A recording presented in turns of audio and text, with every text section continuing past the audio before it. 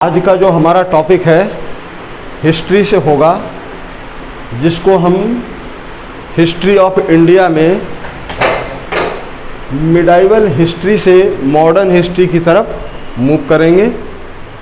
और हिस्ट्री तो एक अपने आप में बहुत बड़ी मिस्ट्री है, और एक ऐसी मिस्ट्री जिसको जो है लोग रात रात भर पढ़ते हैं लेकिन सवेरे आकर के भूल जाते हैं। कहा जाता है हिस्ट्री ज्योग्राफी है बेवफा, रात भर रटो सवेरे सफ़ा। अगर इसको आप रटेंगे तो सवेरे ज़रूर साफ हो जाएगी, राइट। अगर आप इसको हिस्ट्री को ज्योग्राफी को रटने की कोशिश करेंगे तो निश्चित तौर पर सवेरे साफ हो जाएगी। रात भर रटिए सवेरे साफ, राइट।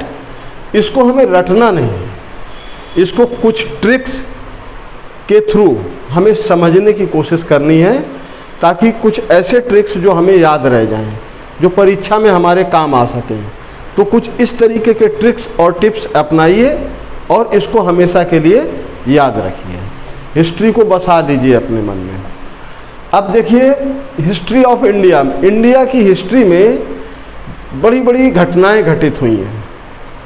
अब कैसे घटनाएं घटित हुई हैं, क्या क्या हुआ है, इसके बारे में अब हम चर्चा करने वाले हैं। आज हम आपको दिल्ली सल्तनत की स्थापना कैसे हुई, क्यों हुई और क्या इसके पीछे के कारण रहे हैं, उस पर चर्चा करेंगे, राइट। तो दिल्ली सल्तनत की जब हम बात करते हैं, जब कभी भी दिल्ली सल्तनत जो कि 1206 से लेकर के जो दिल्ली सल्तनत का पीरियड है वो कब का है, 1206 से लेकर के 1526 तक। अब ये 1206 से लेकर के 1500 मीन्स 1526 एडी तक का जो पीरियड है, तो उसके पीछे की घटनाएं क्या थी उसके बारे में हम जिक्र करते हैं पहले। तो दिल्ली सल्तनत की फाउंडिंग से पहले, just before the founding of Delhi सल्तनत, दिल्ली सल्तनत की फाउंडिंग से पहले हम चर्चा करते हैं कहाँ से, पृथ्वीराज के रूल से। कौन से? पृथ्वीराज चौहान के रूल से, जब पृथ्वीराज चौहान दिल्ली पर रूल करते थे, राइट। हुआ क्या था, 1175 एडी में, मतलब 1175 ईस्वी में पृथ्वीराज चौहान को कन्नौज के राजा, ठीक है, पृथ्वीराज चौहान को कन्नौज के राजा जयचंद की बेटी संयोगिता से प्यार हो गया था। मतलब जिसको कहते हैं लबेरिया। किससे? कन्नौज के राजा, हाँ, कौन? जयचंद। अब देखा जाए तो दिल्ली सल्तनत की स्थापना के पीछे पृथ्वीराज चौहान का प्यार कह लीजिए, या राजा जयचंद की जो है क्या कह लीजिए, गद्दारी कह लीजिए। और राजा जयचंद की गद्दारी ये थी कि जब कोई अपने से हार जाता है, जब कोई अपनों से हार जाता है, तो वो क्या करता है, दुश्मनों के पास चला जाता है, राइट।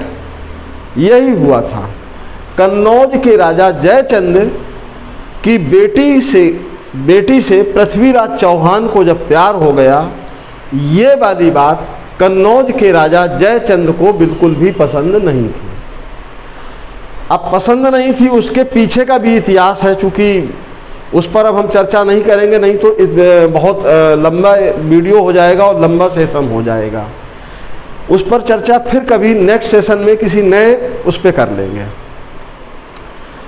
तो ये जो है, जब कन्नौज के राजा जयचंद की बेटी से पृथ्वीराज चौहान को प्यार हो गया और कन्नौज के राजा जयचंद को ये चीज़ पसंद नहीं थी, बिल्कुल बर्दाश्त नहीं था, तो उन्होंने इस बात से डिनाई कर दिया।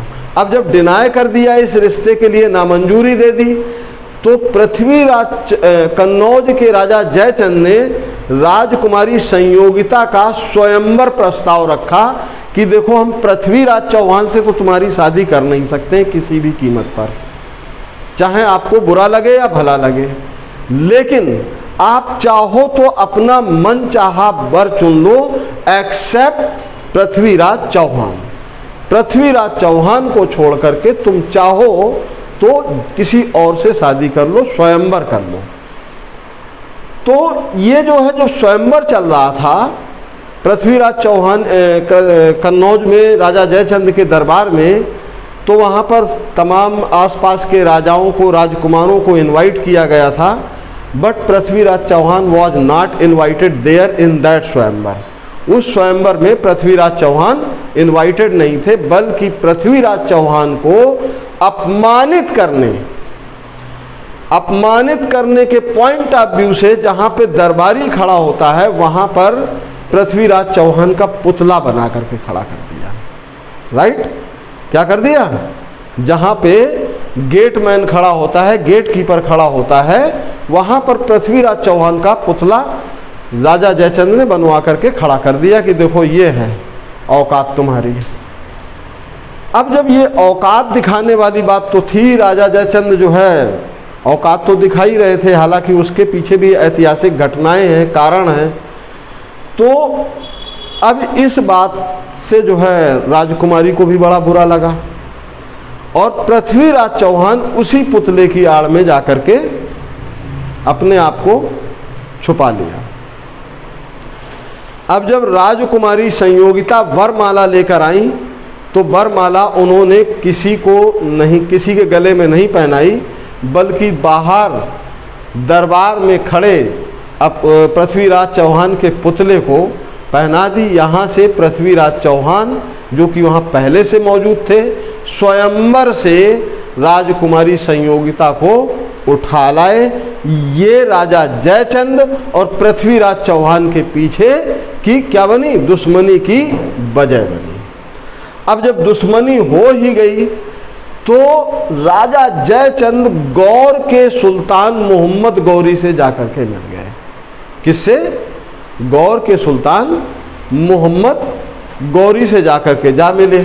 अब जब मोहम्मद गौरी से जाकर के मिले ये, तो मोहम्मद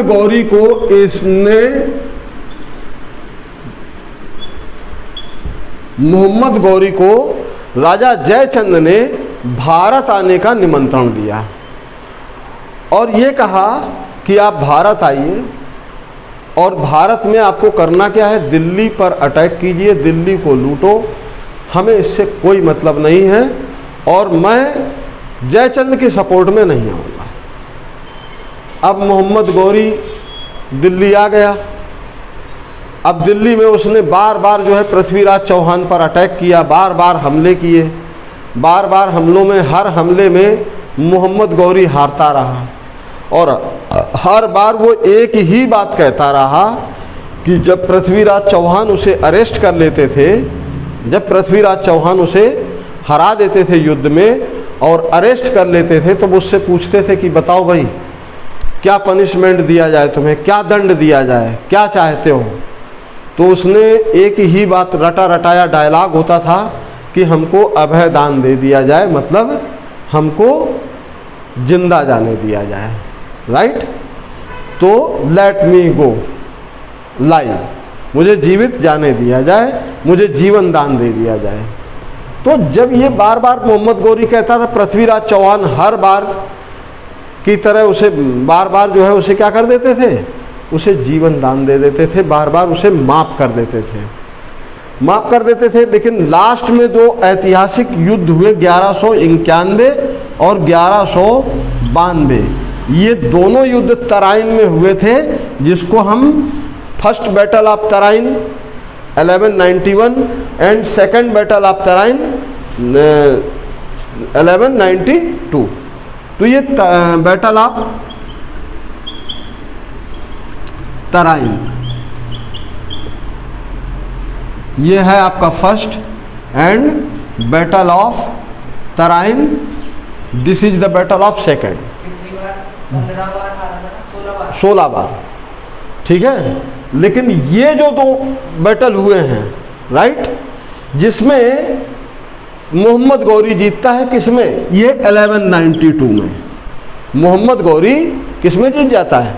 1191 में तो डिफीट खा जाता है, हार जाता है मोहम्मद गौरी, लेकिन 1192 में ये जीत जाता है। कोइंसिडेंटली कह सकते हैं, कोइंसिडेंट ही है कि इत्तेफाक से ये जीत जाता है। और जैसे ही ये मोहम्मद गौरी जीतता है तो ये पृथ्वीराज चौहान को अरेस्ट कर लेता है, उनकी आँखें जो है निकलवा लेता है, मतलब उन्हें अंधा बना देता है, और गिरफ्तार करके उसे अपने देश गौर ले जाता है।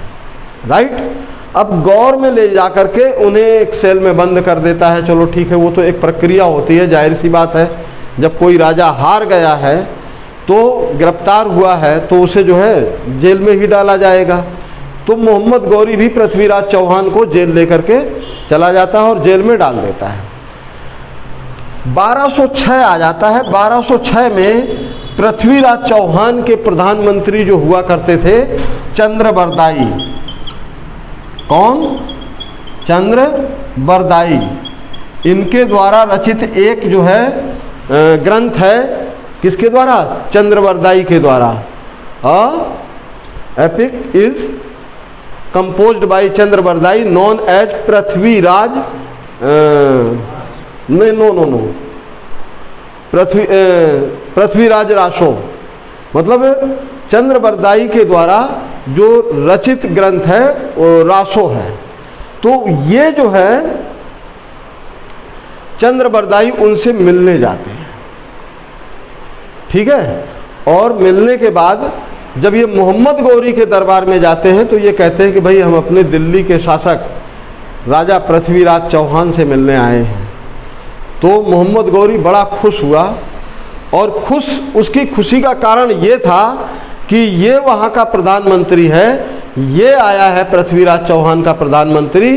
जब ये दिल्ली वापस जाएगा तो बड़ा दुखी हो जाएगा और वहाँ के लोगों को बताएगा कि देखिए हमारे राजा जिसको हम शब्द भेद चौहान कहते थे, उस शब्द भेद चौहान की क्या दशा है, उसकी जेल में, मोहम्मद गौरी की जेल में क्या उसकी स्थिति है।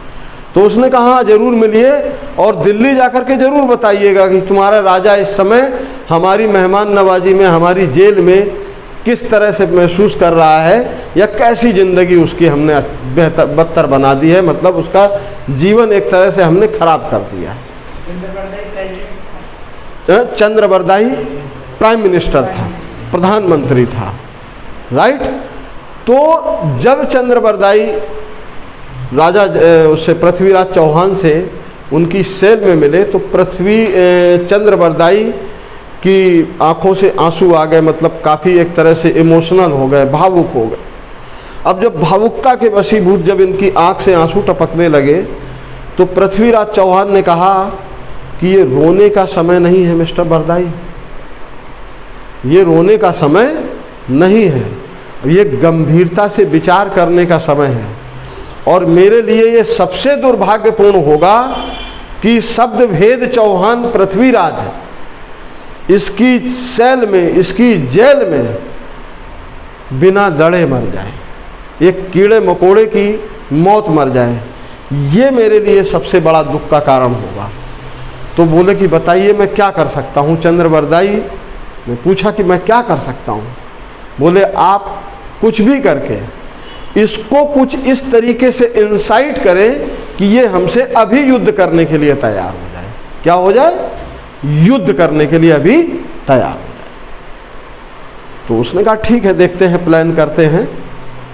दोनों में आपस में मंत्रणा हुई, विचार विमर्श हुआ, और चंद्रबरदाई जो है बाहर निकल करके जब सेल से बाहर आए तो उन्होंने कहा कि मिल लिए, कैसा लगा। पृथ्वीराज चौहान मतलब चंद्रबरदाई का मुंह चढ़ाने के उद्देश्य से उसने पृथ्वीराज चौहान के लिए कुछ अपमानजनक या कुछ अभद्र टिप्पणी करते हुए मोहम्मद गौरी ने जब कहा तो चंद्रबरदाई ने कहा कि अरे आप क्या राजा हैं, हमारे राजा पृथ्वीराज चौहान शब्द भेद चौहान थे, तुमने बेशक उन्हें अंधा कर दिया है, बेशक अपनी काल कोठरी में डाल दिया है, लेकिन मेरे राजा में जो करैक्टर था जो ब्रेवरी है, बोल्डनेस है, वो दुनिया के किसी राजा में मैं नहीं मानता। और क्यों नहीं मानता? क्योंकि मेरा राजा शब्द भेद चौहान है। उनकी भले ही आज आंखें ना सही, लेकिन वो आज भी युद्ध लड़ सकते हैं। क्या कर सकते हैं? आज भी वो युद्ध लड़ सकते हैं। और ना मानो तो आप लड़ के देख लो। और मैं अपने राजा पृथ्वीराज चौहान की तरफ से तुम्हें युद्ध लड़ने का निमंत्रण देता हूँ। और अगर मेरा राजा हार गया तो ये मेरा वादा है कि मेरे राजा के साथ मुझे भी उसी कैद खाने में, मुझे भी अंधा करके ही डाल देना। राइट? जब ये बात किसने कही? चंद्रवरदाई ने। और उसके दरबार में कहा। तो जब किसी राजा के दरबार में, किसी रूलर के दरबार में, किसी सुल्तान के दरबार में, जब उसके दरबार में, उसके कोर्ट में जब ये बात कह दो, तो अपनी प्रतिष्ठा बचाने के लिए उसे युद्ध सुनिश्चित करना ही पड़ेगा। जैसे पहलवान नहीं होता, पहलवान अखाड़े में, और अखाड़े में अगर कोई पहलवान लड़ रहा है, वो पूरे अखाड़े में सबको उठापटक कर चुका है, लेकिन अगर गलती से उसके मुंह से कहीं ये निकल जाए किसी के माँ ने दूध पिलाया है तो वो भी आके लड़ ले, तो जो पहलवान वहाँ पे और भी बैठे होंगे उनसे बर्दाश्त नहीं होगा। वो जा कर के फिर कह देते हैं फिर आ ही जाओ। जो अच्छे पहलवान होंगे कहेंगे अच्छा आ जाओ। तो यहाँ पर भी वही वाली बात हुई। जब चंद्रवरदाई ने उसे जोश दिलाया कि मेरे तो क्या राजा हो, राजा तो मेरे राजा थे। जब उन्होंने, मोहम्मद गौरी ने कहा अच्छा तो ठीक है, अगर ये कंडीशन है तो हम ज़रूर उसको मौका देंगे। अब उन्होंने कहा कि जाओ अपने जो है पृथ्वीराज चौहान से कहो कि तैयारी करे। तो उन्होंने कहा कि फिर ठीक है, उनके धनुष बाण उनको वापस कर दो। जो उनका धनुष बाण है, उनके जो शस्त्र हैं, अस्त्र हैं, वो उनको वापस कर। अब लाया जाता है पृथ्वीराज चौहान को बाहर। और होता क्या है,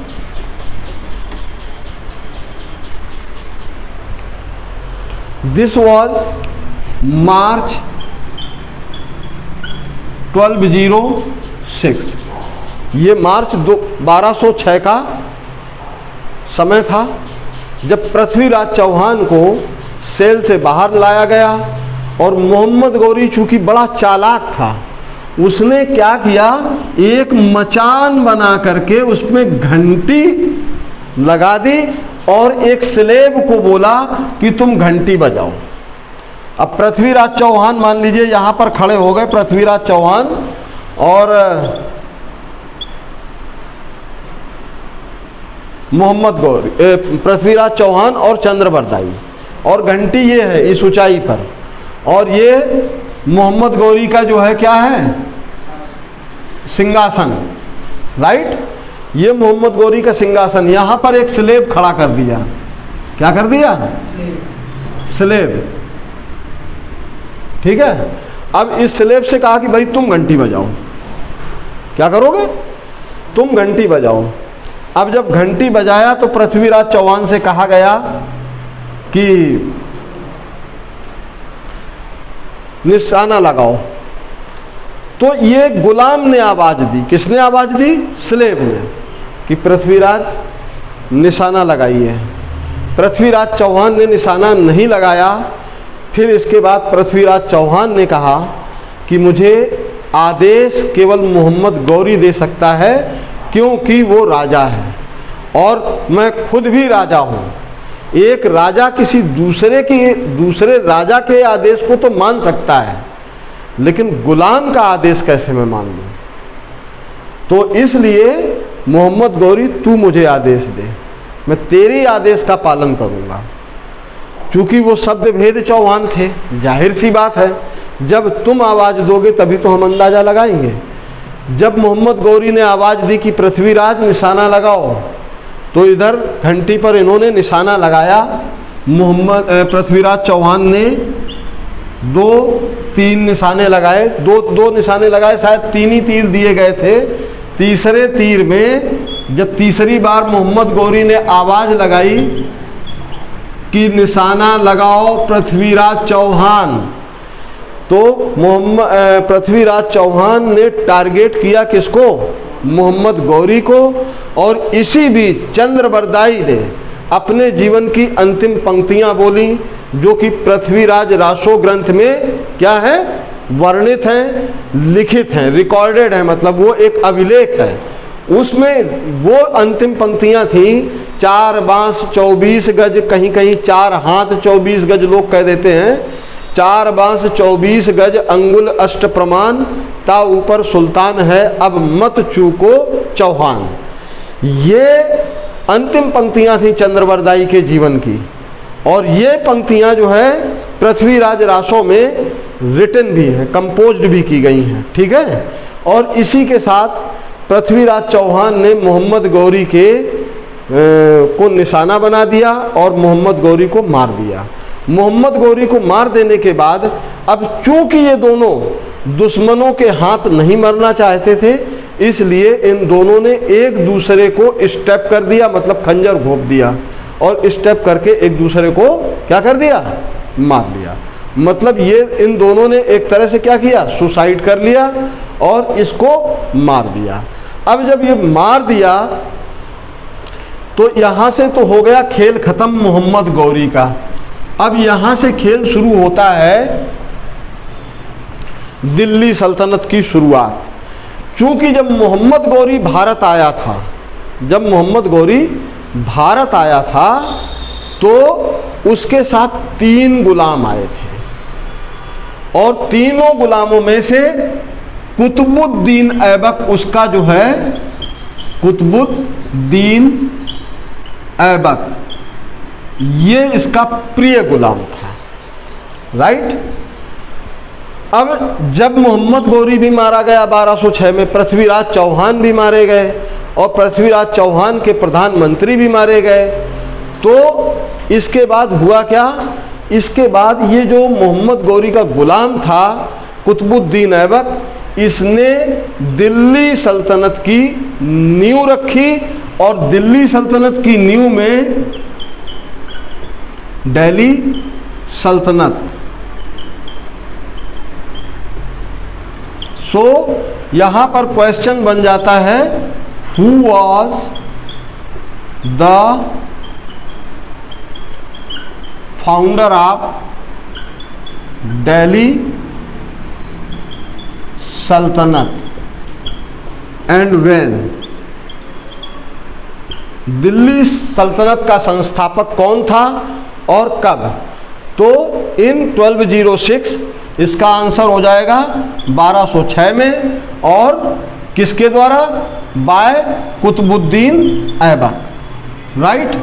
कुतुबुद्दीन ऐबक ने 1206 में दिल्ली सल्तनत की क्या किया था? स्थापना की थी, फाउंडेड किया था, अर्थात इस्टेब्लिशमेंट ऑफ दिल्ली सल्तनत। Is that clear? अब यहाँ पर जो दिल्ली सल्तनत है ये 5 राजवंशों में बटी हुई है, जैसा कि हमने कल भी बताया था, जिसमें पहला राजवंश है आपका स्लेव डायनेस्टी। कौन है? स्लेव डायनेस्टी, जो कि 1206 से लेकर के और आपकी 1290 एडी तक है।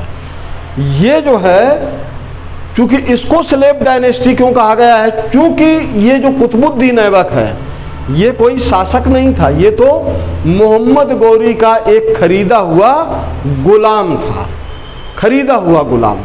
और कुतुबुद्दीन ऐबक का भी एक गुलाम था, कौन? इल्तुतमिश, वो उसका खरीदा हुआ था। तो यहाँ पर जो शासन किया है दिल्ली सल्तनत के फर्स्ट डायनेस्टी में, जिसको स्लेव डायनेस्टी के नाम से जानते हैं, उसमें सब खरीदे हुए गुलामों ने शासन किया है। और ये जो चलती है 1290 के बाद, यहाँ से 1320 से खिलजी वंश शुरू हो जाता है। तो ये इस तरीके से दिल्ली सल्तनत की स्थापना हुई। अब दिल्ली सल्तनत के बारे में हम स्टेप बाय स्टेप बीच में पढ़ाएंगे, बाद में पढ़ाएंगे, लेकिन हमने चूँकि कहा था कि हमें मॉडर्न हिस्ट्री पर ज़्यादा से ज़्यादा चर्चा करनी है। तो मॉडर्न हिस्ट्री में अब हम अगर मिडाइवल हिस्ट्री में जाते हैं, जैसे ही यहाँ पर, तो ये अभी मिडाइवल हिस्ट्री ही चल रही थी। तो मिडाइवल हिस्ट्री में 1526 के जो यहाँ पे दिल्ली सल्तनत का जो पीरियड रहा है 1526 तक रहा है, यहाँ 1526 से 1857 तक ये जो आपका जो पीरियड है मुगल पीरियड है। और चूंकि मुगल पीरियड में ही ये जो 1707 है, राइट, 1707 ये जो औरंगजेब की डेथ टाइम है, किसका है? औरंगजेब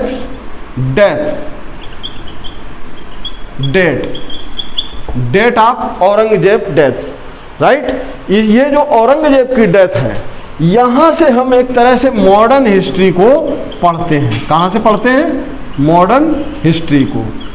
क्योंकि इसी के बाद से ही आपका रेगुलेटिंग एक्ट आया, इसी के बाद आपका जो है फर्स्ट फ्रीडम फाइट हुई, इसी के बाद गवर्नमेंट ऑफ इंडिया एक्ट आया, रोलेट एक्ट आया, दुनिया भर के जितने भी एक्ट, चार्टर, ये सब इसके बाद आना शुरू हुए हैं, राइट। तो यहाँ मॉडर्न हिस्ट्री में कब कब क्या क्या घटनाएं घटित हुई, इन घटनाओं को हम सिलसिलेवार तरीके से पढ़ेंगे। लेकिन इसके पहले जरा एक सरसरी नज़र मुगल एम्पायर पर। मैंने आपको बताया था कि Babur was founder of Mughal empire. Babur was founder of Mughal empire. Mughal साम्राज्य की स्थापना करने वाला कौन था? बाबर। कब किया? 1526 में, और इसने रूल किया 1530 तक। अब इस बाबर ने इस बीच जो 4 सालों में, जो 4 साल का इसका रूल था, इन 4 सालों में इसने 4 लड़ाइयाँ लड़ी। इन चारों लड़ाइयों में कौन कौन सी लड़ाइयाँ लड़ी हैं बाबर ने? Do you know that? पता है? नहीं पता है। बाबर ने 4 लड़ाइयाँ लड़ी। पानीपत का first battle of Panipat, and दूसरा जो है पानीपत के बाद उसने लड़ी खानवा का युद्ध जो महाराणा सांगा और राजा के साथ हुआ था, और फिर चंदेरी का युद्ध, और चौथा युद्ध घाघरा का था। कहाँ पे? घाघरा का। तो ये चारों लड़ाइयों को याद रखने के लिए मैं आपको बताता हूँ किस तरीके से याद रखेंगे। पानी पीकर, खाना खाकर, चला घर। पानी पीकर, खाना खाकर, चला घर। तो पानी से क्या हो जाएगा? First battle of Panipat. First battle of Panipat ये कब हुआ? 1526 में, ठीक है। और ये फर्स्ट बैटल जो पानीपत का हुआ था, ये किसके किसके बीच हुआ था? बाबर एंड इब्राहिम लोदी के बीच। जो लोदी वंश या दिल्ली सल्तनत एंड लोदी वंश का लास्ट रूलर था, right. First battle of Panipat किसके किसके बीच हुआ? इब्राहिम लोदी और बाबर के बीच हुआ था। और इब्राहिम लोदी कौन था? इब्राहिम लोदी वंश का एज वेल दिल्ली सल्तनत का भी आखिरी शासक था, राइट। पानी पीकर खाना खाकर, हाँ, अब पानी पीकर खाना खाकर इसका क्या मतलब हुआ?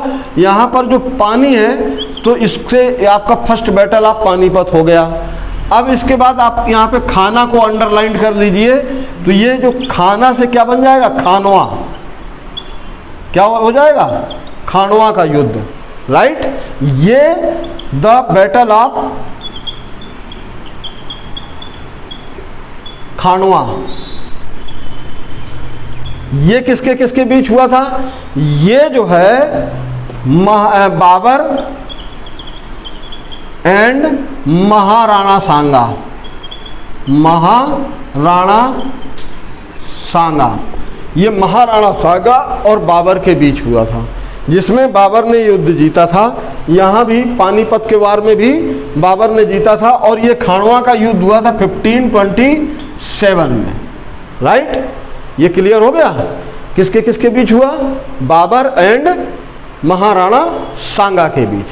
थर्ड वार हुआ था चंदेरी, क्योंकि चला, चा से चंदेरी याद रख कर लो। क्या कर लो? चंदेरी, ठीक है। चंदेरी का युद्ध हुआ 1528 में। चंदेरी का युद्ध किसके बाद हुआ था? 1528 में। और घर से क्या हो? घाघरा, घा से घाघरा, घा से क्या है? घाघरा।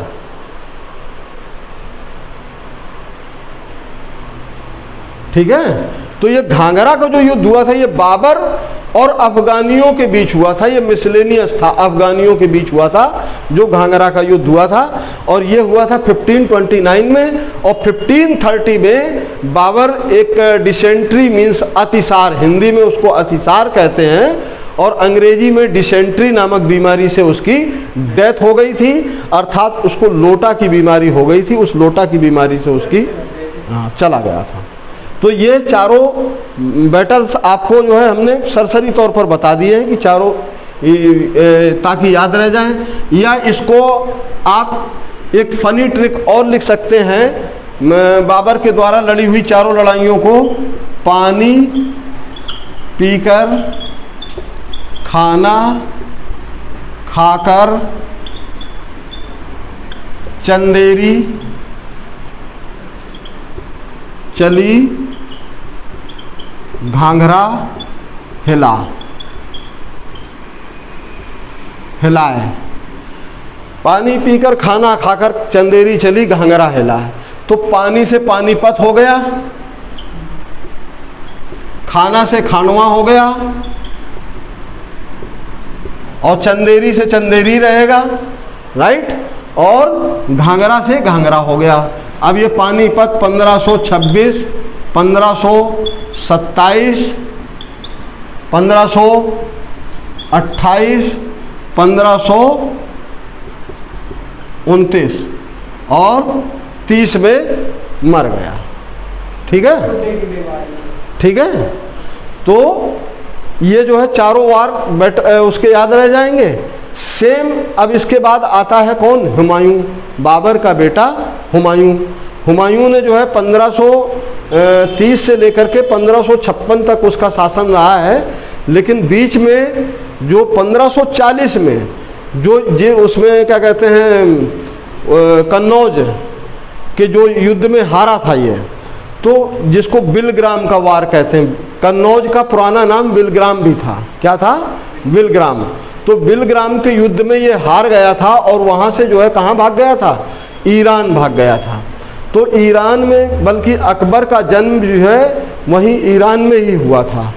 और जब ये भारत वापस आया तो 1556 में आया, और आते ही गद्दी संभाली ही थी कि इस जो है उसकी लाइब्रेरी की सीढ़ियों से गिर करके उसकी मृत्यु हो गई। और उसके बाद जो है बतौर शासक जो है कौन आए? अकबर। अकबर के बाद जहांगीर, जहांगीर के बाद शाहजहां, और शाहजहां के बाद औरंगजेब। औरंगजेब जो था, औरंगजेब आते आते ये जो है मुग़ल एम्पायर जो है बहुत ज़्यादा फैल चुका था, और major part of India was covered by the Mughal. Mughals के द्वारा भारत के एक बहुत बड़े भूभाग पर जो है कब्जा हो चुका था, या मुग़ल्स का रूल था। अब 1707 में जब ये क्या कहते हैं एम्पेरर बनता है कौन? ये औरंगजेब। तो औरंगजेब का जो इतिहास है, जो हिस्ट्री है, वो इनोसेंट लोगों के मर्डर से भरी पड़ी है। क्योंकि एक तरह से अगर मैं कहूँ कि औरंगजेब एक बहुत बड़ा हत्यारा था, और ऐसा हत्यारा जिसने एक तरह से समूची मानवता को भी कलंकित किया। औरंगजेब ने मानवता को भी, मतलब इस व्यक्ति का था, इस प्रवृत्ति का था कि जो उसके आइडियोलॉजी को फॉलो ना करे, जो उसकी बात को ना माने, तो वो एक तरह से डिक्टेटर था। डिक्टेटर इन द सेंस जैसे कि या तो तुम इस्लाम कबूल कर लो, नहीं तो मर जाओ। इवन देन मतलब मासूम बच्चों तक को नहीं बख्शा उसने। इतनी बड़ी हत्याएं की उसने, एक तरह से दिल्ली क्या पूरे भारत की सड़कों को रक्त रंजित किया।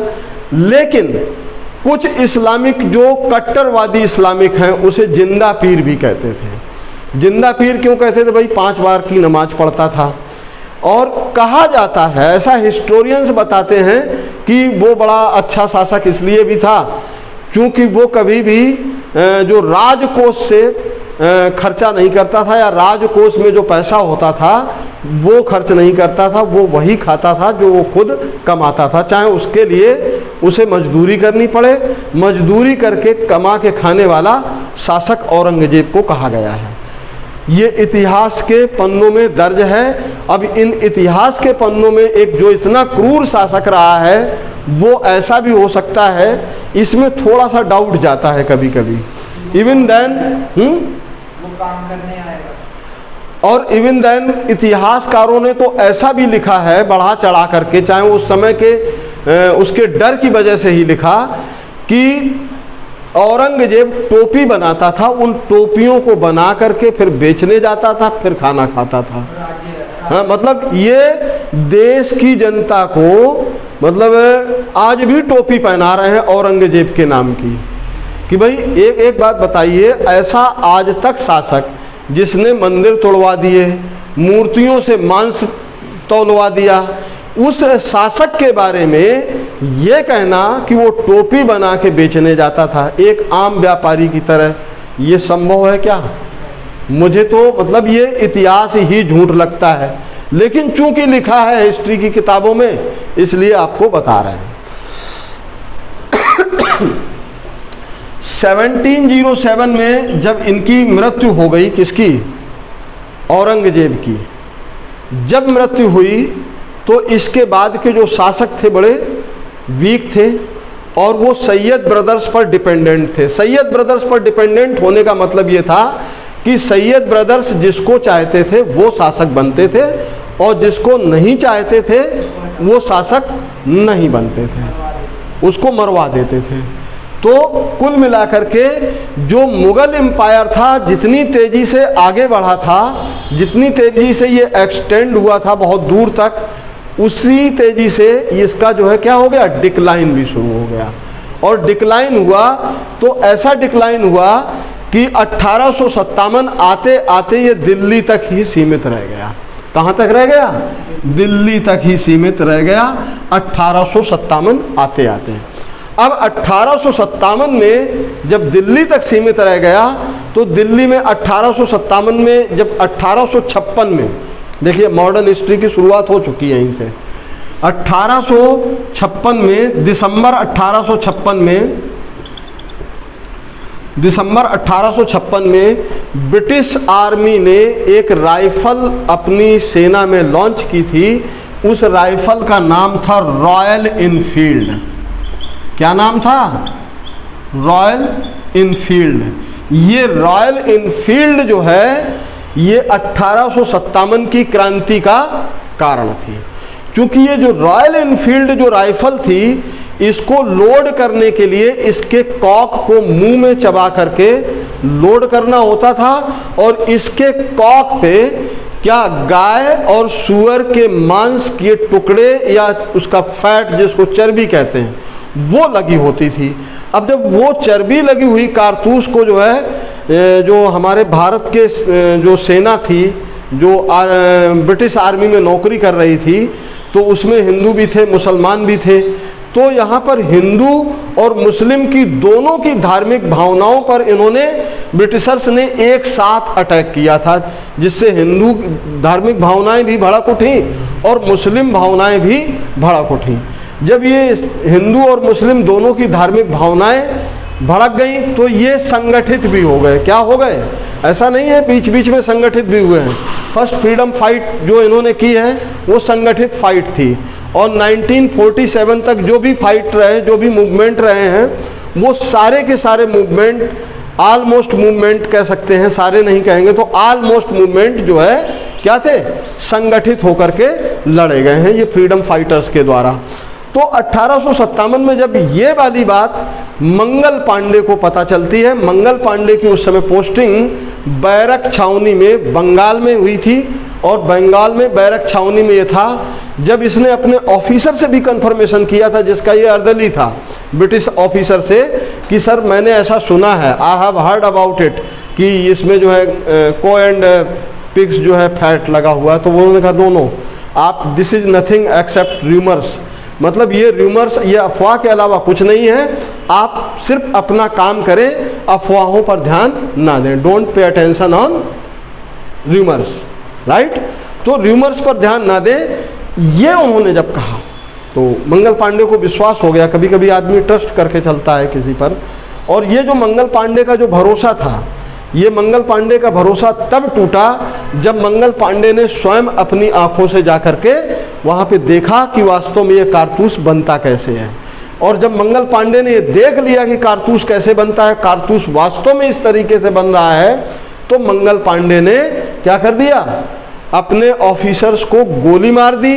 और गोली मारने के बाद इसको जो है अरेस्ट जब कर लिया गया मंगल पांडे को, तो मंगल पांडे को जो डिसाइड डेट थी, जो उसको डेथ सेंटेंस किया गया था, मंगल पांडे को फांसी की सज़ा देने, फांसी कन्विक्ट हुई थी, तो उस डेथ सेंटेंस से डेथ से पहले जो उनकी डेट थी उससे 15 दिन पहले ही इनको फांसी पर लटका दिया, जो कि हमारी फर्स्ट फ्रीडम फाइट का क्या था, एक बड़ा कारण था।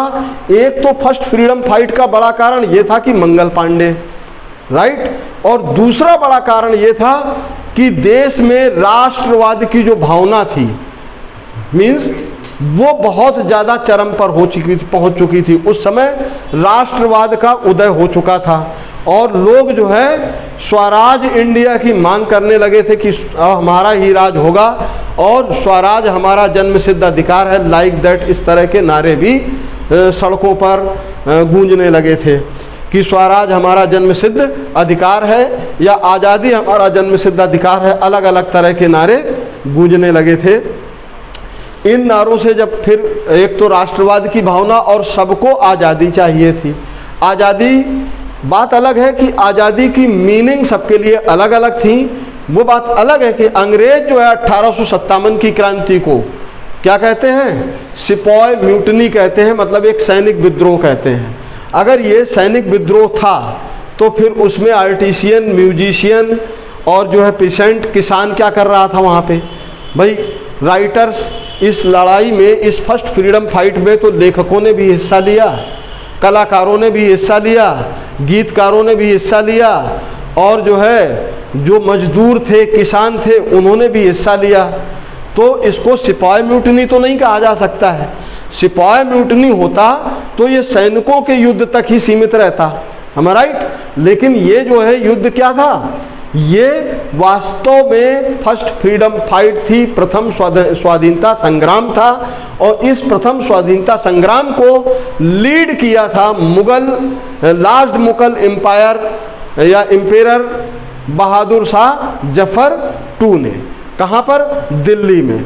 वो बात अलग है कि इसी स्वतंत्रता संग्राम में झांसी की रानी ने जो है, झांसी से अंग्रेज़ों के खिलाफ जो है अपना शंखनाद बजा दिया और अंग्रेज़ों के बहुत बड़े खेमे पर मार काट तबाही मचा दी, राइट। और इधर जो है मेरठ से सैनिकों ने विद्रोह कर दिया, कानपुर से जो है विद्रोह हो गया, लखनऊ से विद्रोह हो गया, इलाहाबाद से हो गया, मतलब एक साथ पूरे हिंदुस्तान से विद्रोह हो गया। वो बात अलग है कि 1857 की जो वो क्रांति थी, हमें आज़ादी कायदे में तो वहीं मिल जाती है 1857 में ही, 90 साल पहले ही हम आज़ाद हो जाते, बल्कि 100 साल पहले ही आज़ाद हो जाते हैं, 90 साल पहले। अगर हमारे देश में वास्तव में कुछ लोग गद्दार नहीं होते हैं, अगर उस समय तत्कालीन ग्वालियर नरेश माधवराव सिंधिया ने अंग्रेज़ों से मिलकर के महारानी लक्ष्मीबाई के साथ गद्दारी नहीं की होती, तो शायद आज़ादी हमें 90 साल पहले ही मिल जाती। कहते नहीं, हम बाजी औरों से तो जीत लेते हैं लेकिन अपनों से हार जाते हैं। तो ये जीत और अंग्रेज़ों की जीत और हमारी हार हमारे अपनों की वजह से हुई थी। और इसी के साथ ये क्लास को हम यहाँ पर फिनिश करते हैं और कल हम आपको 1857 की क्रांति के बारे में प्रॉपर टॉपिक चलेगा। 1857 की क्रांति, फर्स्ट फ्रीडम फाइट ऑफ 1857, ये हमारा कल का टॉपिक होगा। सो गाइस, आप जो है वीडियो के साथ बने रहिए, लगातार देखते रहिए। आपके जो क्वेरीज हैं वो let me know in the comment box. Thank you very much.